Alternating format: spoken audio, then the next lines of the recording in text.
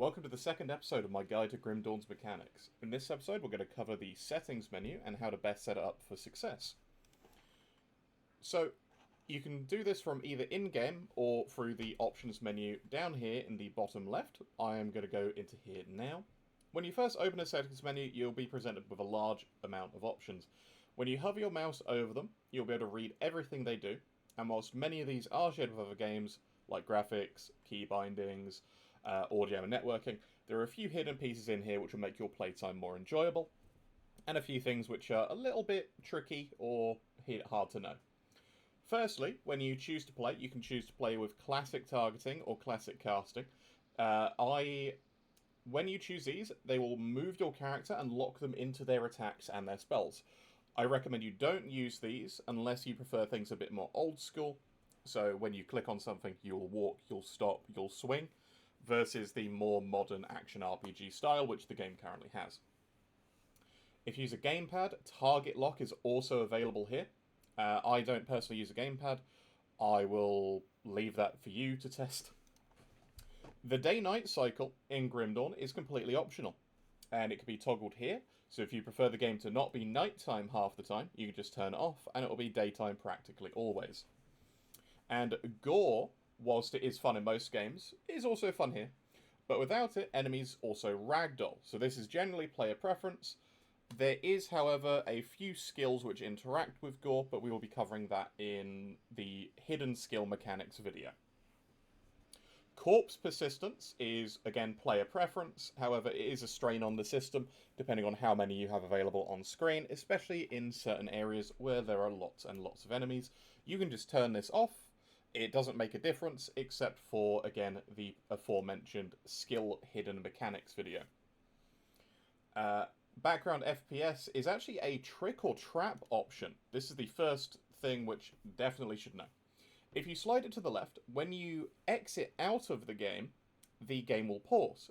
If you slide it all the way to the right, it continues at full speed. You can have it anywhere in between and it will slow down. However, I suggest putting it all the way to the left, because if you don't, you forget and you tab out of the game will not pause automatically, and you may come back to a dead character. Not so bad in softcore, terrible in hardcore.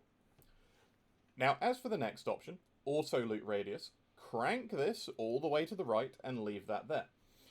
This is one of the only games where you get to choose where the automatic pickup range of your character begins and ends. Having it all the way to the right means you loot at the furthest possible distance, meaning certain areas, such as dangerous ground, you don't have to walk directly into and take damage to pick things up from. Now, if it's things like items, you will still need to go and grab those.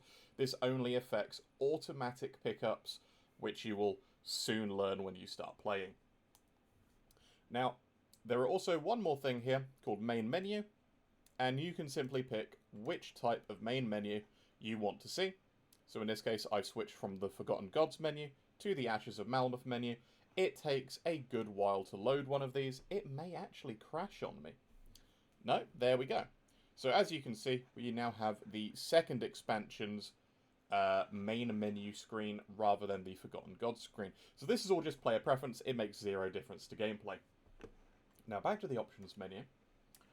Onto interface. There are some other nice hidden bits and pieces here. Now, here you can turn tutorial messages on and off, error messages on and off, enemy levels showing over their head, along with damage, crit pop-ups, things like target outlining, displaying your damage and crit multipliers. These are all player preferences. Experiment with these.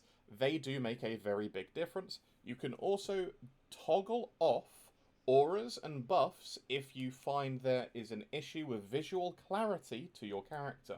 It's a very nice feature that Grim Dawn has.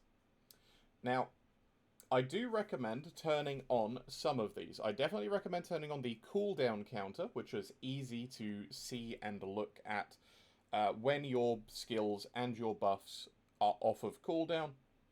I will also recommend target outline, so you can easily and clearly see which enemy you are currently targeting.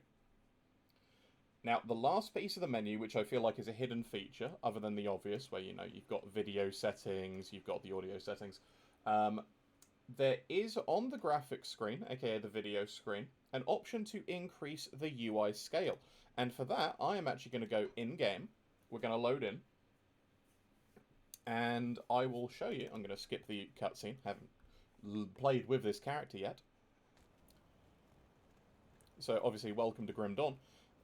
We will be covering the hotbar in next episode. But for now, if I go back to video and I press UI scale, I can actually see it increase in size or decrease in size. So you can have it be very, very small or very, very big. And this is all player preference. Now keep in mind that this will also affect the inventory screen.